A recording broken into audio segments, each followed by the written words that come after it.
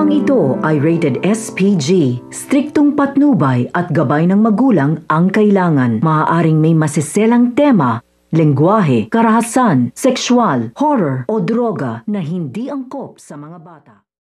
Nakaligtas nga ang lahat ng tao sa Apex Hospital, pati na nga rin ito ngang si Annalyn na akala nga ni Lynette ay nasama na nga ito sa pagsabog sa Apex. Dito na nga ikwento nito ni Annalyn na ito nga si Giselle nga ang tumulong nga sa kanya upang makaligtas dito nga sa kapahamakan. Nantulungan nga siya na makaalis dito nga sa nalak na kwarto. Itinanong naman nga nito nila Giselle kung paano nga siya nalock dito nga sa kwarto at tinuro nga nito ni Chang Susan na ito nga si Zoe na naman nga may kagagawan. Sinabi nga nito ni Annalyn na wala nga raw itong kasalanan at pinabulaanan na nga lang niya upang maprotektahan niya nga ito nga si Zoe. Sa kabila nga ng ginawa nga nito ni Zoe kay Annalyn ay mas pinili pa rin nga nito ni Annalyn na protektahan nga ito nga si Zoe at mapaparangalan naman nga ito nga si Annalyn sa kabutihan ginawa nga niya sa Apex.